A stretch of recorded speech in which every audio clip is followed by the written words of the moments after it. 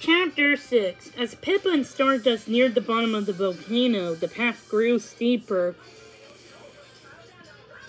It was covered with black rocks. Ouch! They're hot! Exclaimed Pippa. But she put one up and quickly placed it down, brushing the black dust from her hands. Yes, as far as we can go, said Stardust. I think the nightmares live here.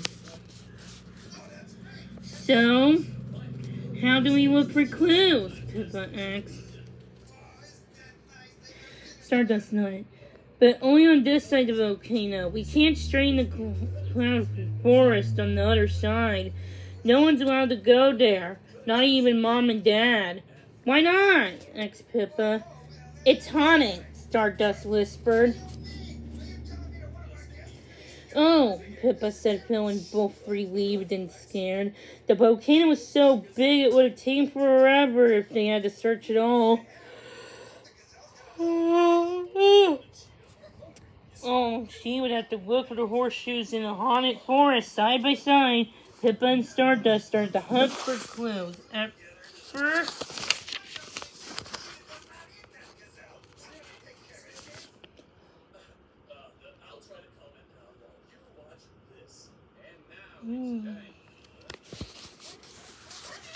Pippa was very excited, seeing they might find all 8 horseshoes. The rocky landscapes of nooks and crannies had to be perfect for hiding. Each time she saw something shining in the sun, Pippa rushed forward each time, and she was disappointed.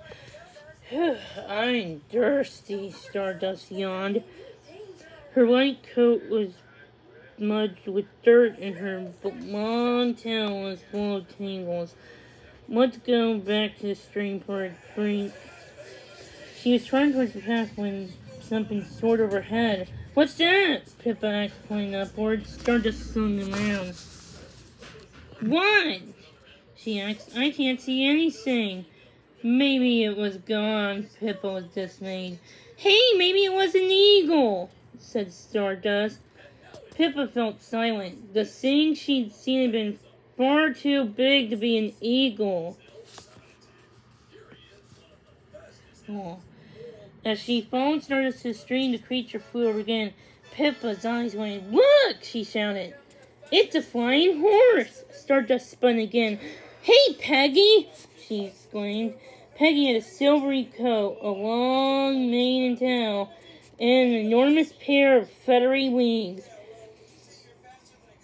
She circled overhead, tilting slightly as she drifted through the air.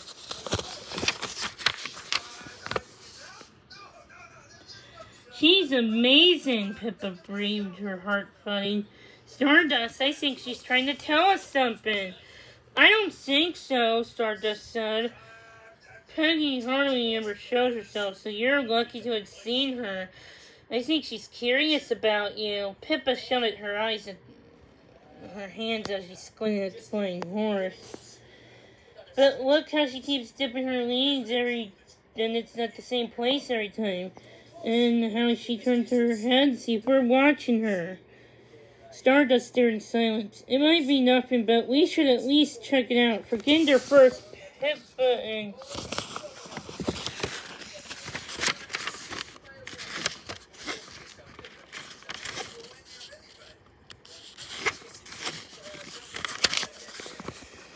Stardust hurried back the way they came. Peggy remained overhead, flying in the same circle until the friends...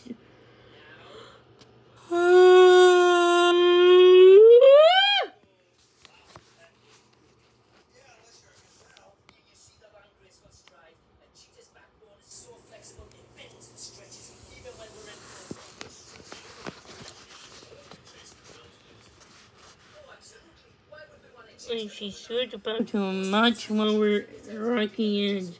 Whinnying and loudly, she reared up, then with a flick of her silvery tail, flew away. Look! Pippa said, breaking into a run. There's something sparkly up on the ledge. Pippa and Stardust raced across the rocks to see until they reached the ledge Peggy had shown them. Stardust neighed with excitement. I can see something shining in the grass. Pippa stood on tiptoe. In the middle of the clump of grass was something shining with a soft yellow glow.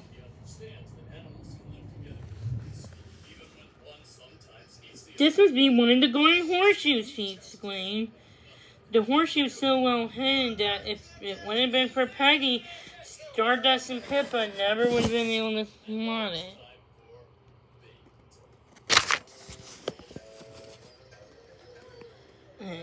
Nervously, Pippa rubbed her hands on her shorts. The ledge was more than twice her height, and she would have to climb over to reach the horseshoes. The thought of it made her feel hot and sticky, but she couldn't do it. The ledge was too sticky and hot. Stand on my back, Stardust said eagerly. Pippa had always been afraid of heights, but she didn't move.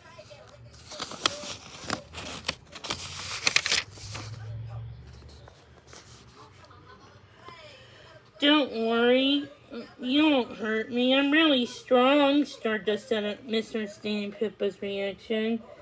Pippa was a little scared, but she jumped onto Stardust's back and sat for a moment to work up the courage.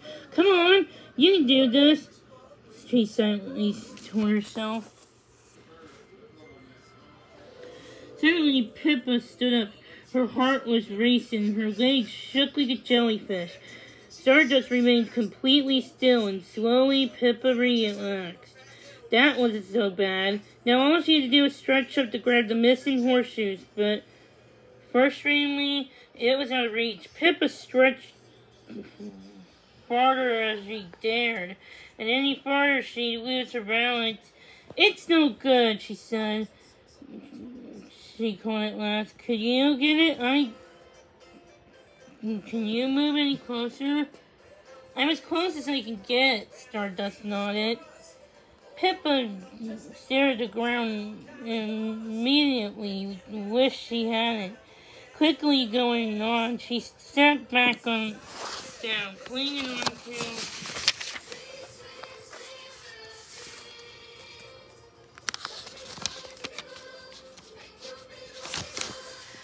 Stardust's mane until her head stopped swimming. You okay? Stardust asked. Yeah, I'm fine, Pippa replied, licking her dry lips. She is going to have to dismount and climb up to the ledge instead. Instead, she slid down from Stardust's back. She saw a long, sturdy stick.